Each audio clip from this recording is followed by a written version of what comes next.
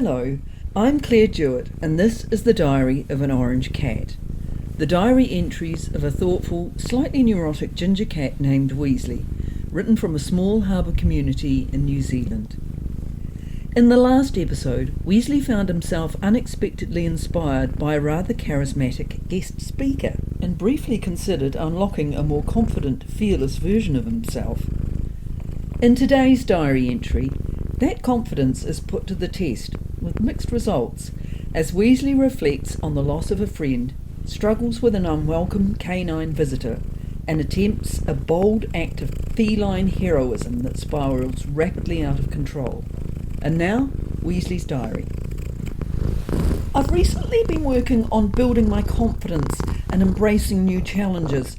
Unfortunately, some challenges are best left unembraced, I think. Tuesday, 23rd April 2019. Why does that blasted dog have to come and stay when it's a long weekend or a religious festival when there's food involved? This is my time for sleeping late, extra hugs and tasty tidbits, not his. I don't care if it's his first birthday. I don't care if he's bigger than me. That idiot has absolutely destroyed the tartan mouse toy I got for Christmas. I never play with it, but that is not the point. It's my toy, and if anyone's going to ruin it, it should be me. I've had to skulk around outside in the cold wondering where my next meal is coming from, and while Slobbery Chops gets all the attention from Mummy.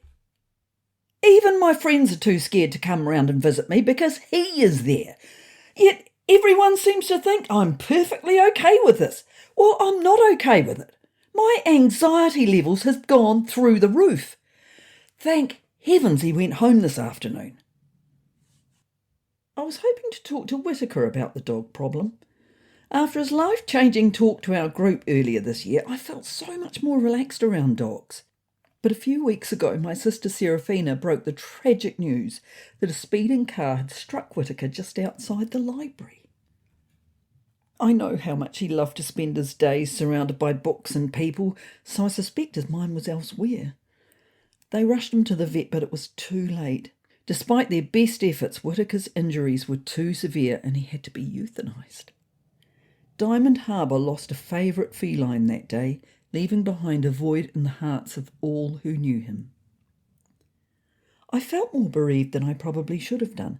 Thinking about Whittaker now made me even more depressed. It wasn't as though I'd known him that long, but he'd become my hero, and I never imagined for a moment that he would end up as just another tawdry road traffic statistic. Sadly, Whittaker is not the only cat to meet an untimely end on the roads around the village lately.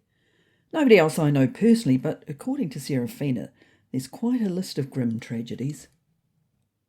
Surprise, surprise, Seraphina wants me to organise a series of workshops for cats on road safety. She says that we should all take responsibility for what's happened. I don't want to shirk my responsibilities, but I really don't feel up to it at the moment, and why the hell should I be answerable for every cat that gets killed by a car? To hear her talk, you'd think I was the one driving like a maniac and deliberately mowing down cats. It makes me feel even more dreadful. I've tried to tell her that I would be the worst person to conduct workshops on road safety. I have a panic attack just thinking about crossing a busy road. Squeak does it all the time when he comes to my house, and now I've started to worry about him. Maybe that's what Seraphina means when she says I should take responsibility. Perhaps I should tell Squeak not to leave the house. But who am I kidding? Squeak wouldn't take a blind bit of notice of anything I said. That's the thing I like most about Squeak. He's his own man. As I plunged deeper into despair, Ron came round and managed to make me feel even worse. "Got any food?" he said as he emerged from a flax bush and leapt onto the deck. "Yeah, but you can't get inside. Mummy's out and—" "Ah, that's right," he said, disappointed. "Is she still in hospital?" "What?" Fear shot through my body like a lightning bolt, along with the all-too-familiar sense of shame. The last time Mummy had to be taken to hospital, well, it was when I tripped her up back when I was just a young kitten. "Calm down, she's coming back. Seraphina's only took her to the hospital today to have a CAT scan." "A CAT scan?" My mouth suddenly went dry. It was as though I'd been continuously licking myself for a fortnight.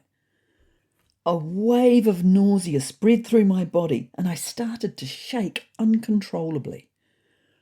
They knew, or at least they would know after this CAT scan thing. Right now, Mummy was probably being probed by forensic experts looking for signs of cat involvement in her multiple sclerosis diagnosis. Before long, the police would be involved and I'd be taken away and euthanised, just like Whittaker, except that Whittaker was an innocent victim, and I'm not. Don't panic, said Ron, seeing my woeful expression. A CAT scan has got nothing to do with cats. Serafina said it's some kind of X-ray thing that they put on a computer, and Ron's voice trailed away, and I suspected that this was all the information he'd managed to retain. I sighed, feeling deeply relieved and grateful to my sister Serafina. She was the only one who really knew what happened on that fateful day 2 years ago when I tripped Mummy up and she ended up getting multiple sclerosis. I've tried to talk to Ron about it in the past, but he's pretty hopeless when it comes to the big issues. To change the subject, I told Ron about the dog problem, and he reckons that I need to do something that will help raise my self-confidence. He suggested that I should catch a kereroo and present it to Mummy as a clear demonstration of cat superiority and matchless hunting ability. What an idiot! Can you imagine the trouble I'd be in with Mummy if I turned up on the doorstep with a dead native wood pigeon, let alone the uproar on the Diamond Harbour Facebook page? I'd be run out of town. For a start, I'd never be able to catch a kereroo, and besides, everyone knows kereroo are practically celebrities round here. Surely you've seen all those stunning photos that get posted on the Diamond Harbour Facebook page.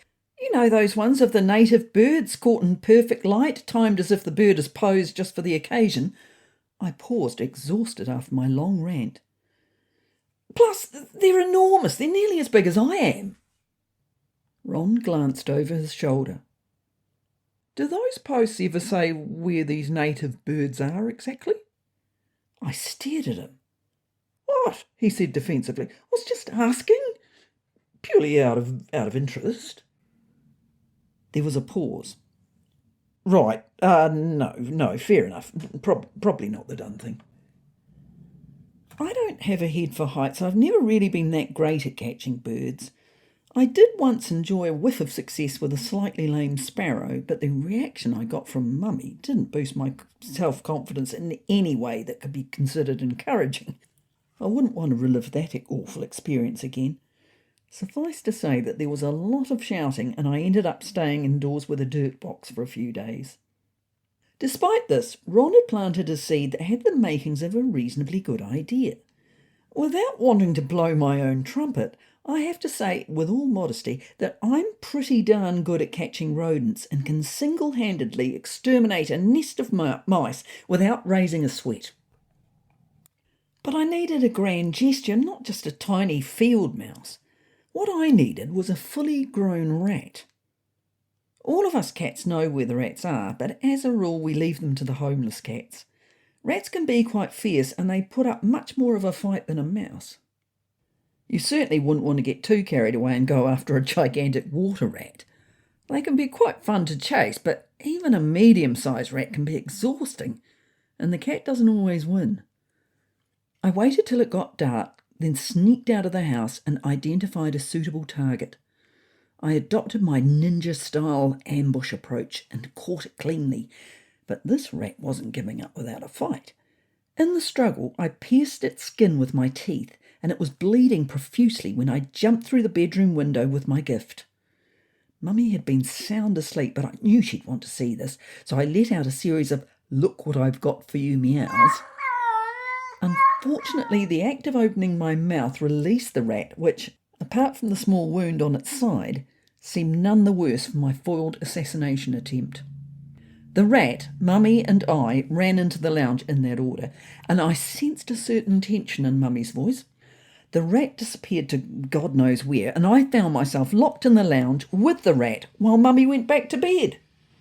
She obviously expected me to flush out the rat and sort the whole mess out.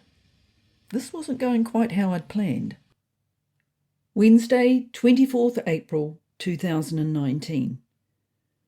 There was a palpable sense of disappointment this morning when Mummy discovered bloodstains on the carpet and learned that there was a sizable, healthy rat at large in the living room. I think at some point in the night I must have dozed off, and when I woke up I bleakly noticed that the sensors on Mummy's new TENS unit had been chewed beyond recognition. She'd bought it after having that CAT scan because the muscles in her back had become very painful. Another complete fiasco. Feeling hopeless and dejected, I was banished to the bedroom while Mummy attempted to chase the rat out of the open sliding door. From what I could hear, she didn't appear to be having any more success with the rat than I'd had. That rat had a sadistic cunning streak, and without me there to supervise operations, Mummy had her work cut out. Then, from my vantage point looking out the bedroom window, I saw Ron stroll in through the lounge slider. He was obviously hoping to catch a bit of food for his breakfast. I knew he'd be clean out of luck there, and I settled down to watch the action. Ron was going to get a lot more than he bargained for. Then everything happened at once. I heard Mummy shouting at Ron, followed by a triumphant cry, and then both the rat and Ron ran out of the lounge slider. The rat ran into the bushes, and Ron, quickly accepting the futility of giving chase, changed direction and headed straight for the man cave. I have absolutely no doubt that Ron had no hand whatsoever in making that rat leave the house.